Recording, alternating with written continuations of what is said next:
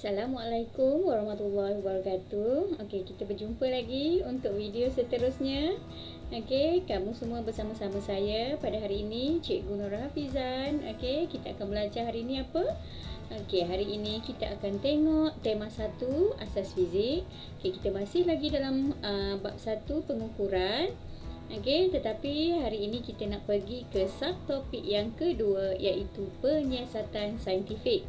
Okey, so kamu boleh rujuk buku teks ya untuk nota-nota kerana cikgu gunakan bahan-bahan daripada buku teks. Okey, cuma cikgu explain dengan lebih jelas kepada kamu. Okey, so kita tengok standard kandungan kita pada hari ini. Kita akan tengok pada video hari ini ialah 1.2 penyiasatan saintifik.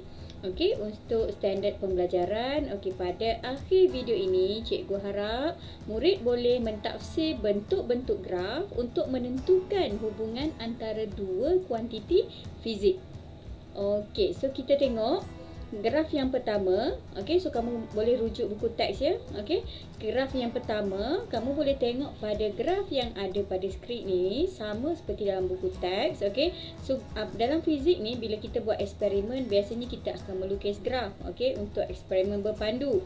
Jadi kita akan ada dua paksi, iaitu paksi X dan paksi Y. Okey, so kamu nampak satu garisan biru ini. Okey, garisan biru ni ialah garisan yang apabila kamu tandakan data-data kamu pada graf dan kamu gariskan. Okey, contohnya dekat sini, katalah kita ada dua data. Okey, so titik yang pertama ini X1, Y1 adalah data pertama. Manakala X2, Y2 adalah data yang kedua. Okey, so bila kita gariskan garis lurus dengan menggunakan pembaris untuk menyambungkan titik 1 ke titik 2, okey, kamu garis dan kamu dapati garisan ini melalui titik asalan. Okey, titik asalan tu ialah titik 00. Okey, jadi kita kata jenis graf ini ialah garis lurus yang melalui asalan. Okey, bagaimana pula dengan kecerunan dia? Okey, so graf ini mempunyai kecerunan positif. Okey, so kenapa dia graf kecerunan positif? Kamu nampak ini, dia daripada bawah naik ke atas.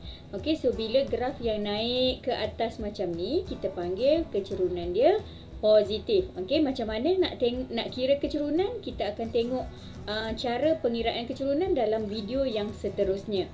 Okey, so kalau dalam exam keluar soalan graf macam ni, so apakah hubungan antara X dengan Y tersebut?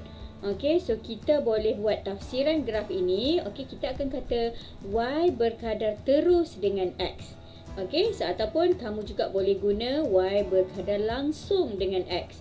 Okey, juga boleh menggunakan simbol. Okey, nanti kita tengok dalam contoh yang video seterusnya. Okey, untuk secara simbol. Okey, kita pergi ke graf nombor 2. Okey, graf kedua kamu tengok sama seperti tadi. Okey, data yang kita dapat daripada eksperimen, okey, kita tandakan, plotkan pada kertas graf dan kemudian kita sambungkan garis menggunakan garis lurus pada data yang kita plotkan. Okey, tetapi kamu tengok, perhatikan gambar pada skrin. Okey, garisan biru ini mewakili garis lurus yang melalui dua titik, tetapi dia tidak jatuh pada asalan. Okey, so garis lurus ini tidak melalui asalan. Tetapi kecerunan dia macam mana? Okey, sama seperti yang video graf pertama tadi. Kecerunan dia apabila dia daripada bawah ni meningkat ke atas, kita kata graf ini mempunyai kecerunan positif. Tetapi kalau keluar dalam exam, macam mana kamu nak tulis hubungan antara Y dengan X? So untuk graf ini kita akan kata Y bertambah secara linear dengan X. Okey, kita terus ke graf ketiga. Okey, so graf ketiga, ingat lagi graf kedua tadi? Hampir sama dengan graf kedua. Okey, kerana dia tidak melalui asalan. Okey, tidak melalui asalan. So garisan lurus ini tidak melalui asalan. Tetapi kecerunan dia bagaimana? Kalau tadi bila kita kata graf itu naik ke atas, kecerunannya positif. So sekarang ni grafnya turun ke bawah, maka kita kata kecerunannya adalah negatif. Okey. So macam mana pula nak tulis tafsiran graf ini?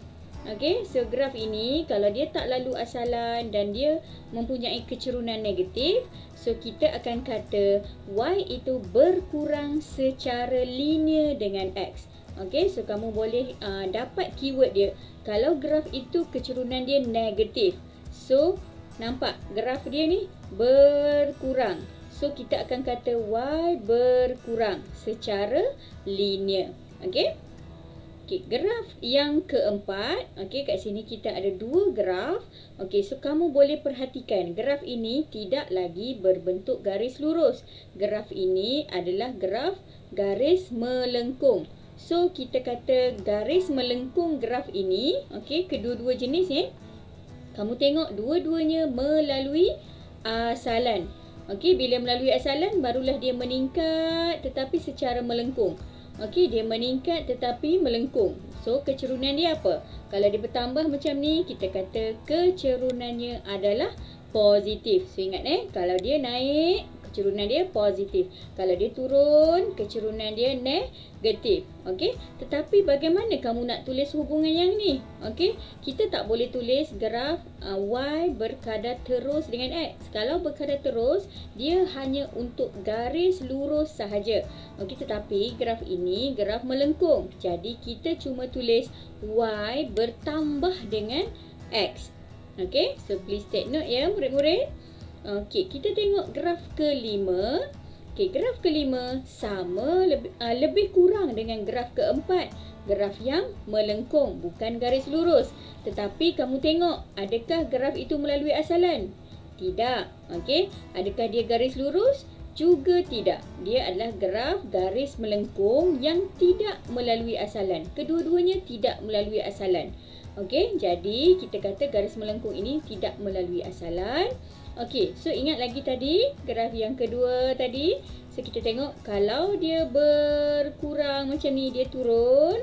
So maksudnya kecerunannya adalah negatif. Okey, jadi untuk membuat tafsiran graf ini, apa hubungan antara y dengan x? So maka kita kata y berkurang dengan x. Okey, so senang kan keyword dia? Kalau graf tu nampak naik, kecerunan dia positif. So dia akan bertambah. So kalau graf tu turun, kecerunan dia akan negatif. Maka kita kata y berkurang dengan x. Okey, so kita tengok graf yang ke-6. Okey, so graf ke-6 kamu ada dua jenis. Okey, so dua jenis dekat sini. Kamu nampak ni, satunya garis melengkung, satu lagi garis lurus. Okey, tetapi cuba kamu perhatikan paksi y. Okey, kedua-duanya adalah paksi y. Tetapi pada paksi x, untuk garis melengkung ini kita menggunakan x. Tetapi bila dia berubah daripada melengkung, kita ubah menjadi garis lurus. Kamu perhatikan dekat sini, paksi x-nya bukan lagi x. Dia ialah 1/x. Maksudnya, graf yang kedua ini adalah songsangan daripada graf yang pertama. Okey, so kita katakan graf yang pertama ini, dia ialah garis melengkung yang tidak memintas paksi. Maksudnya kalau kita lukis lagi rapat dengan y ataupun lagi rapat dengan x, kamu tidak akan menyentuh. Okey, garisan tersebut tidak akan menyentuh paksi x ataupun y. Okey, jadi kita tengok tafsiran graf dia macam mana. Kita kata graf ini y berkadar songsang dengan x. Okey, sebab dia berkurang macam ni. Dia bersongsang. Okey, jadi kita tengok graf ini. Okey, untuk graf kedua ini kamu boleh tengok dia melalui asalan. Okey, tetapi paksi y-nya sekarang, paksi x-nya sekarang ialah 1/x. Okey, so x ini telah disongsangkan menjadi 1/x. Maksudnya garis melengkung ini apabila kita songsangkan dia, dia akan menjadi garis lurus. Jadi tafsiran bagi graf ini ialah y berkadar terus dengan 1/x. Okey, so seterusnya, kamu boleh tengok, untuk sedikit pemahaman kamu, cikgu bantu kamu untuk menjawab soalan latihan yang ada di dalam buku teks fizik. Untuk soalan hari ini, kita boleh rujuk buku teks fizik tingkatan 4 KSSM muka surat 21 bagi soalan nombor 6. So kita baca soalan dahulu. Rajah di atas menunjukkan graf yang diperoleh dalam beberapa eksperimen. Berdasarkan bentuk setiap graf, tentukan hubungan antara dua kuantiti fizik P dan Q. So kita nak tengok. Kita ada berapa? Kita ada 3 graf. A, B, C. Paksi Y dia menggunakan P. Paksi X dia menggunakan Q. Semua sama. P, P, P. Q, Q, Q. Tetapi kamu nampak, satunya garis macam ni. Satu garis melengkung. Satunya garis lurus tapi sama. So kamu kena tentukan apa hubungan bagi setiap graf.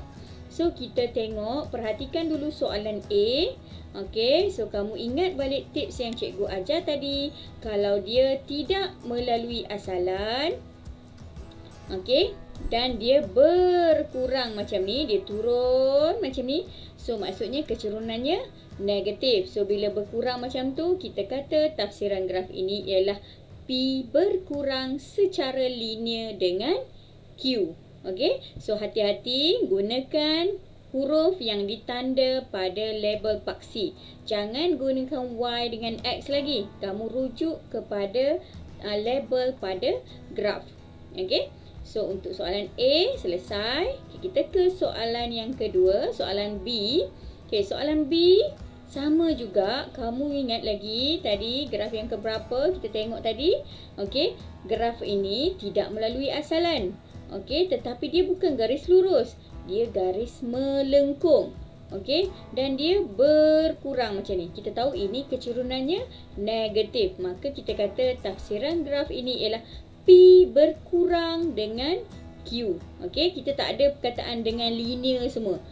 So kalau dengan linear ataupun berkata terus apa semua tu, itu hanya untuk garis lurus sahaja. Bila kita menggunakan lengkung, kita tidak ada lagi menggunakan perkataan secara linear. So untuk soalan yang ketiga, soalan ketiga kamu dapati melalui tidak melalui asalan. Tapi macam mana nak tahu kecurunan dia? Yang ni tak ada kecurunan. Sebab kalau kecurunan dia naik, kalau kita tengok graf tu naik, kecurunan positif. Kalau graf itu turun, kecurunannya negatif. Tetapi graf ini sama sahaja. Maksudnya Q ini tak memberi apa-apa kesan kepada P. Jadi kita katakan hubungannya ialah P malar. P itu konstan sahaja. Kamu juga boleh tulis P tidak bergantung kepada Q. So cikgu harap kamu dapat faham dengan lebih jelas. Kalau kamu tiba-tiba tak ingat atau tak jelas, kamu boleh recall balik daripada awal video ini. Dan kalau kamu rasa video ini bermanfaat, boleh kongsikan kepada rakan-rakan lain untuk kita sama-sama menguasai konsep asas fizik ini. Cikgu harap kamu dapat teruskan bersama-sama cikgu untuk video-video seterusnya.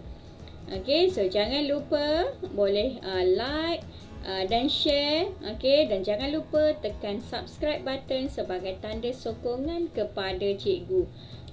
Jadi cikgu rasa sekian dahulu untuk video kali ini. Kita jumpa lagi next video. Terima kasih.